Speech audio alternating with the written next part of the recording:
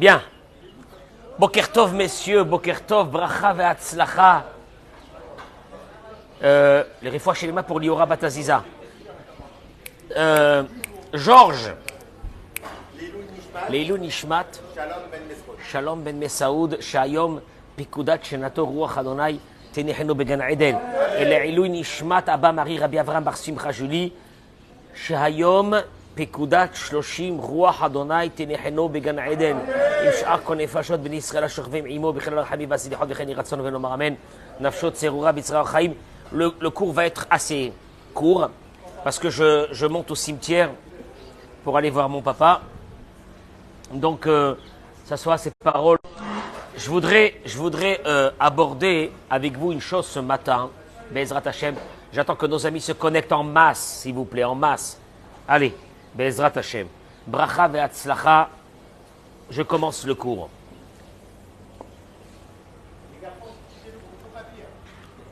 Ce que je vais dire ce matin, c'est de continuer dans ce chemin que nous avons pris depuis quelques jours de réflexion pour que nous ayons, Be'ezrat Hashem, une bonne année. Le Rav Reuven Karlinstein, Zechuto Yagen Alenu Amen, il dit dans son livre que dans la Torah, il est écrit que dans Parashat Kitavo, Ve'ayu chayecha teluim lecha mineged. Un être humain doit savoir une chose. Dieu, il a dit, sache que ta vie, elle est suspendue à un fil. La vie d'un être humain est suspendue à un fil. Ça veut dire quoi, ces mots? Il dit comme ça, personne n'a une garantie, personne dans le monde n'a une garantie de bonne vie, de belle vie. Personne. Tu es là aujourd'hui, tu es tranquille, tu es bien aujourd'hui, tu es épanoui aujourd'hui, tout va bien aujourd'hui. Qu'est-ce qui va se passer demain? Tu le sais, toi? Non. Par contre, il dit une chose, que quand malheureusement, il nous arrive quelque chose dans l'année, il dit, prenez conscience d'une chose.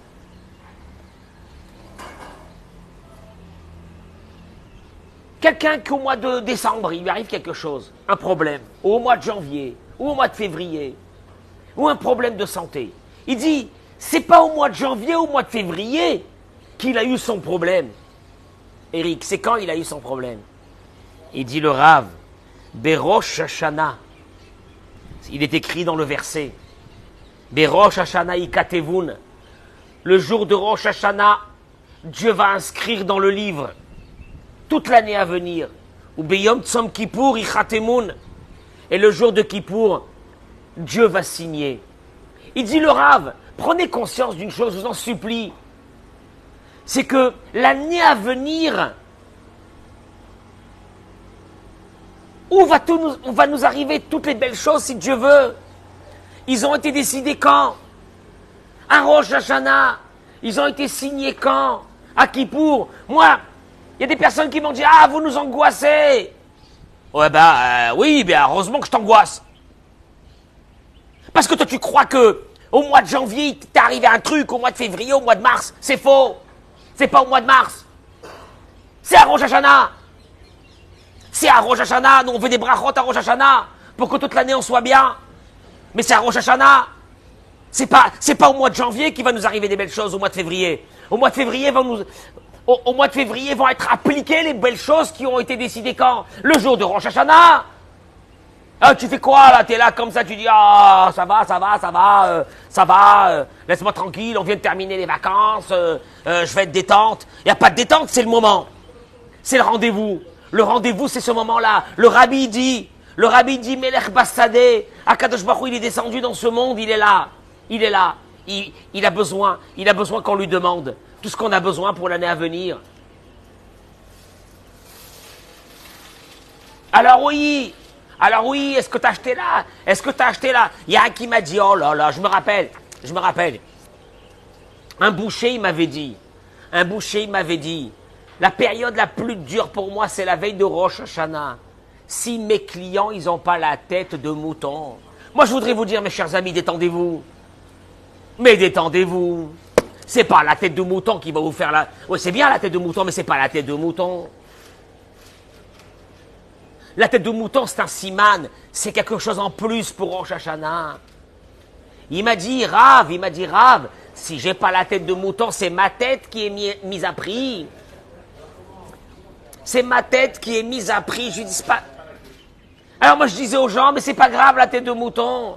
Il y a plus important que ça. Je vais vous donner aujourd'hui, parce qu'on avance, on approche de Rosh Hashanah. Ce Shabbat, c'est Rosh Hashanah. Je vais vous donner, messieurs, quelques indications. Certaines ne vont pas vous plaire. Mais vous savez combien ça me fait plaisir quand ça vous plaît pas. Maman, c'est pas grave.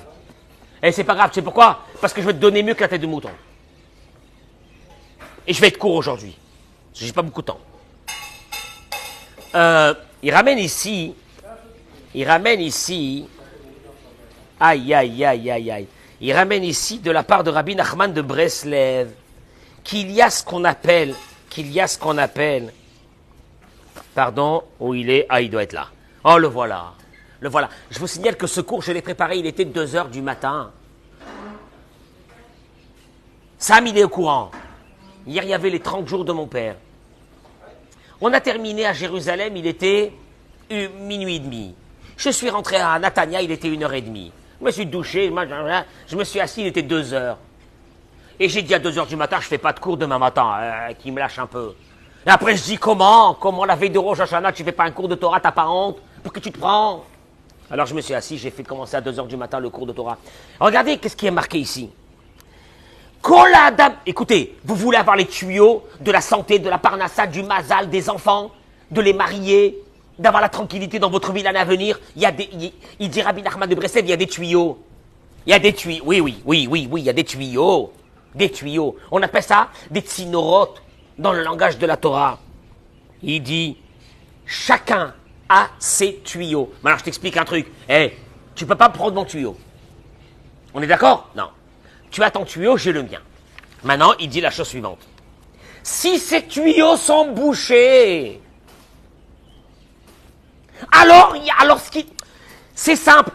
En haut, il y a ce qu'il faut pour toi pour l'année à venir. Il y a ce qu'il faut. T'inquiète pas. La parnassa, la santé, la joie, tout. Le seul problème, est-ce que toi, ton tuyau, il est bouché ou il est ouvert? Ah, ça plaît pas à tout le monde, ça, hein? On aurait voulu passer comme ça tranquillement, Rosh Hashanah, c'est des tuyaux qui vont s'ouvrir. Tu vas avoir ton tuyau à toi. Tu vas être tranquille l'année à venir. Tu as la santé. Il dit le Rav Karlinstein, combien de personnes cette année, leur vie s'est arrêtée? À un moment donné, quand ils sont rentrés chez le médecin avec un enfant, et que le médecin, il a annoncé aux parents des choses terribles. Tu fais quoi? Ça a été décidé à Rosh Hashanah, tu fais quoi? Ouvre des bons tuyaux, ouvre-les. Ces tuyaux-là. Il dit, il dit Rabbi Nachman, c'est ça la raison de tous les problèmes qu'on a eu dans notre vie. Ce que des personnes souffrent des maladies, de problèmes de parnassa, et encore d'autres problèmes. Biglal, Shem, Sagrou, les Atzmam, parce qu'ils ont fermé eux-mêmes. Ah, t'as les mecs qui sont là en train de dire, ils m'ont mis l'œil, personne te met l'œil. Arrête avec ton œil, tu as un tuyau, tais-toi avec Dieu, t'es connecté avec Dieu, il t'aime. Tu comprends pas qu'il t'aime, Dieu?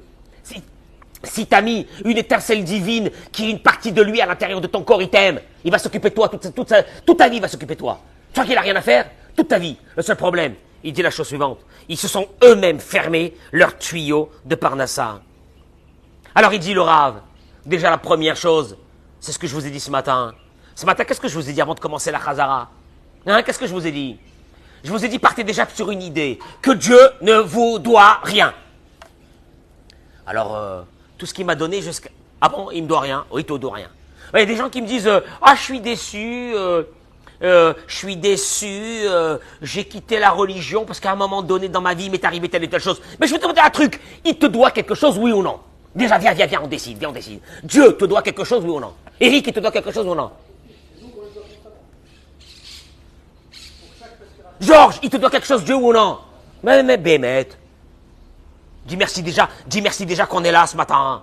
Avant de faire la gueule et de rentrer dans une synagogue avec comme ça une tête de Michel Neuf et de dire j'en ai marre de la vie, et j'en ai marre de ça, j'en ai marre de ma femme, et j'en ai marre de mes enfants, mais déjà dis merci que t'as une femme, et dis merci que t'as des enfants, et ferme ta bouche. Et là il dit une chose. Parce qu'on ne sait pas remercier Dieu. C'est ce que je vous ai dit, répondez Amen. Dans la Chazara, remerciez Dieu, remerciez-le. Ah bon, il est joyeux ce matin, c'est bizarre quand même qu'il soit joyeux comme ça. Mais remercie déjà Akadosh Baruch Hu pour tout ce qu'il te donne. Ali de Avodato Odaya, il dit Rabbi Nachman, parce que c'est le plus grand travail, c'est le plus grand service divin. C'est que tu remercies, toute ta bouche tu remercies. Moi je voudrais voir des hommes et des femmes que le matin ils se lèvent, ils regardent comme ça autour dans leur maison, et qui disent j'ai une femme, maman. J'ai des enfants, aïe aïe aïe. J'ai un mari, oh là là. Mais c'est de la folie. J'ai un toit, j'ai une santé. Attends, une seconde, je vais me lever. Je vais voir si je peux me lever debout. Parce qu'il y a des millions de personnes qui peuvent pas. Aïe, je me lève, maman. Et là, tu commences à remercier Dieu. Et tu commences à dire à Dieu, mais je suis heureuse. Je suis heureux. Mais je suis heureux d'être là aujourd'hui. Mais merci Hachem, parce qu'il y a des gens qui sont dans des hôpitaux qui vont mourir. Et moi, je suis là. T'as pas enduit. On te dit, je vais t'attraper ta tête, je vais te la retourner 10 fois. Remercie Dieu. Il dit premier tsinor. Alors si t'es pas comme ça, et si tu te lèves le matin, tu dis je sais pas ce que j'ai, je suis pas bien. Ah, il y a des gens qui cachent cette folie de rancœur par des mots, il y a des termes qui sont sortis maintenant. Crise de la quarantaine, crise de la cinquantaine, crise existentielle. Mais quelle existentielle? Est-ce que tu existes même? Est-ce que tu mérites d'exister même avant d'avoir une crise existentielle? De quoi tu parles? Il n'y a pas un peu de joie le matin? Il n'y a pas un peu de joie pour remercier Hachem? Ah, mais j'ai des soucis, vous savez, Rabbi, j'ai des soucis. Mais quels soucis? T'as des soucis, t'es vivant? De quoi tu parles? Première chose. Il dit une deuxième chose. Bah, après, il te dit, alors là, Dieu, il dit, qu'est-ce qu'il a? Il fait la gueule ce matin? Il fait la gueule de quoi? Que je lui dois rien et que moi je lui donne à la place qu'il me remercie? Eh ben, aujourd'hui, je vais lui faire passer une journée où il va sortir de la maison, déjà la bagnole, le moteur, il saute. Parce que je l'aime, hein, je touche pas à lui. Mais il saute. Après, il va ouvrir la boîte aux lettres, il y a les impôts. Allez, je vais lui montrer moi ce que c'est la vie. Alors, la voiture elle a marché? Ouais. T'as reçu une lettre? Non. Alors qu'est-ce que tu fais déjà? Ah, Hachem, quelle journée de folie. Mais quelle journée de détends-toi. Mais détends-toi. Et c'est pour ça que tous nos malheurs, ils nous arrivent. Il dit le Rav. Parce que on n'a pas c'est une honte, c'est un scandale, c'est un scandale, c'est un scandale. Et nous on a l'impression que les personnes qui sont joyeuses comme ça sont c'est des types qui ils doivent être insimplés parce que vu tous les problèmes de la vie, je comprends pas comment il peut être. Oh non, partagez ce cours s'il vous plaît. Ah, autre chose, j'ai rajouté 50 familles. Dans la cagnotte de Alodon, je vous attends. Tous et toutes. Attention, Bezrat Hashem. Et là, il continue, il dit, le premier tuyau de Parnassa, de santé, de Beracha et de Hatzlacha, c'est quoi? Tu dis, Rosh Hashanah, je vais manger la pomme avec le miel. Il te faut des tuyaux? T'as des tuyaux? Oui. Ils sont ouverts? Je sais pas. Ah, viens, on va voir. Il dit, Kacher Adam Zoché, Shaorim Shelo Yivarchu Oto Tamid. Un homme qui a le mérite, ou une femme, qui a le mérite que ses parents la bénissent et le bénissent tout le temps. Hatzlacha shelo, il met vers l'école shiur. La réussite qu'il va avoir est disproportionnée même à tout ce qu'il fait dans la vie. C'est une folie.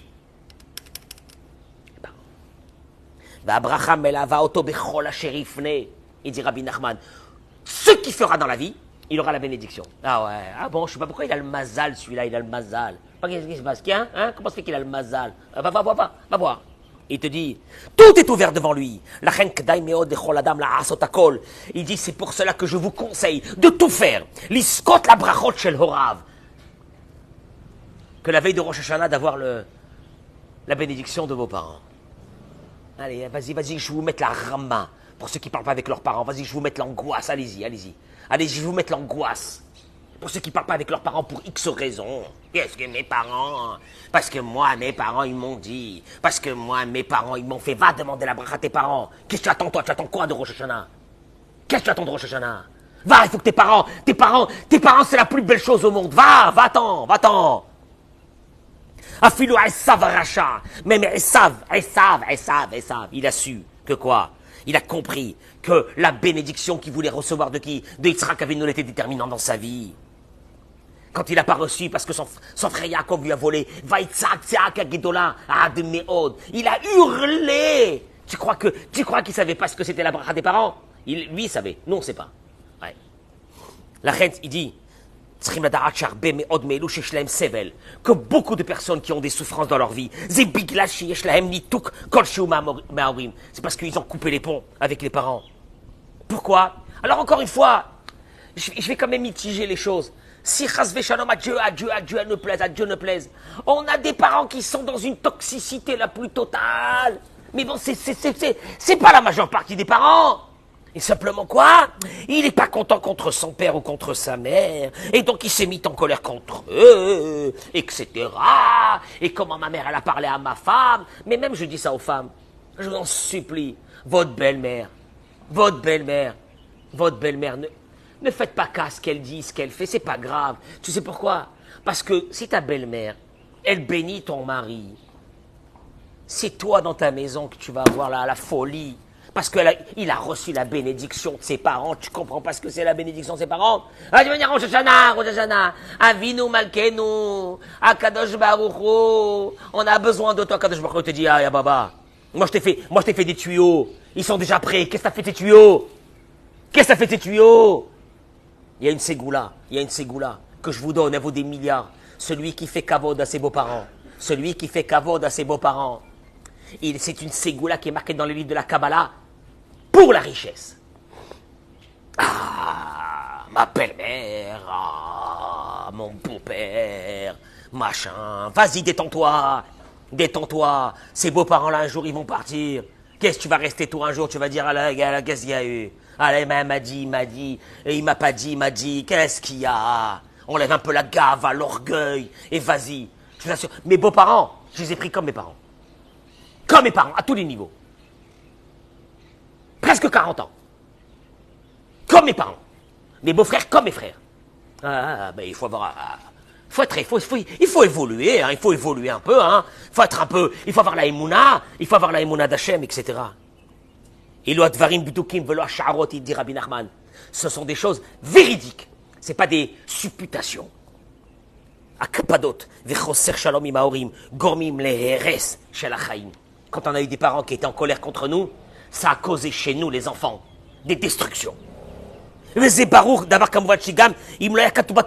même si ce n'était pas marqué dans la Torah, c'est une évidence. Et aujourd'hui, on a des jeunes, ils se marient. Qu'est-ce qu'il y a? Moi, je dis aux femmes, je vous en supplie, mesdames, l'histoire des belles-mères. On les connaît, les belles-mères. Elles sont comme elles sont, on le connaît. Je fais pas maintenant le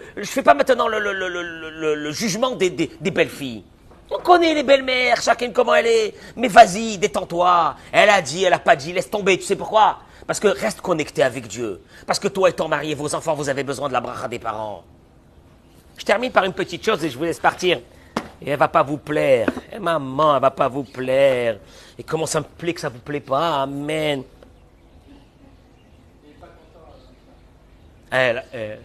Heureusement qu'il n'y a pas beaucoup de rabbins comme moi. Hein. Ça aurait été horrible. On aurait changé l'humanité. Hachem Ishmo. Il dit comme ça.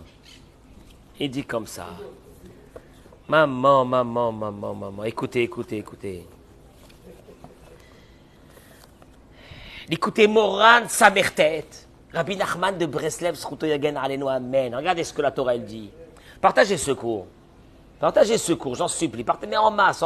J'ai pas le temps de partager moi, mais partagez pour tous les jeunes, pour tous ces gens qui se prennent pour je sais pas quoi. En Teda, sache une chose. Shikol la Parnassa, que toute la Parnassa. Les pépettes, la Parnassa. Nimshechet, meor nafsha shel haisha. L'âme d'une femme qui est illuminée dans une maison amène au mari la Parnassa. Oh, il va pas parler de ça aujourd'hui. Il faut pas qu'il parle de ça aujourd'hui. Qui, Karamamon, il dit, il ramène les paroles du Zohar. car l'essentiel de l'argent de la personne lui vient de sa femme. Et regardez les mots du Zohar dans Parashat Tazria Nunbet. Même pas Rabbi Nachman qui ramène ça, c'est le Zohar. Qu'est-ce que c'est le Zohar? Rabbi Shimon Bar Yochai. Oui, Rabbi Shimon Bar Yochai.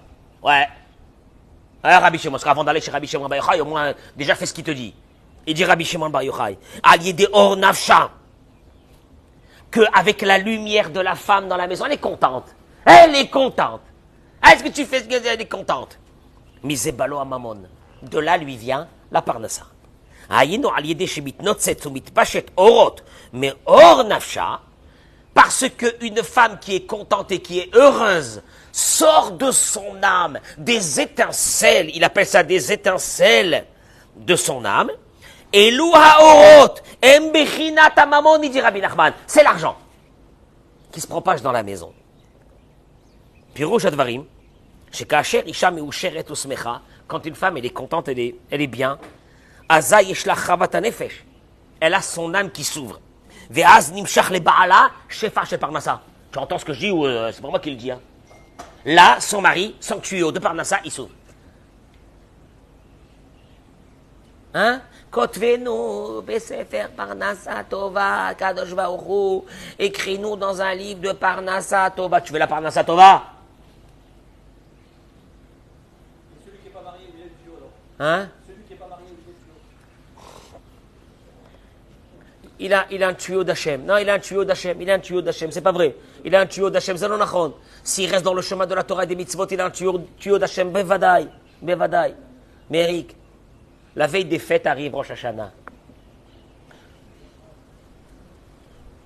La Gemara dit que celui qui fait kavod à sa femme et qui lui achète des cadeaux, regardez comment c'est marqué dans la Torah. Regardez comment c'est marqué dans la Torah.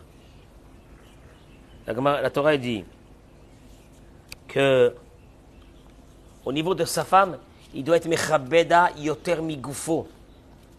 Il faut lui faire kavod beaucoup plus qu'on se fait kavod à soi-même. Parce qu'on amène avec ça le tuyau de la parnassa. Adam, il dit, sheshlo vikuchim mimishto benyana kesef. Un homme qui ferme les robinets dans une maison.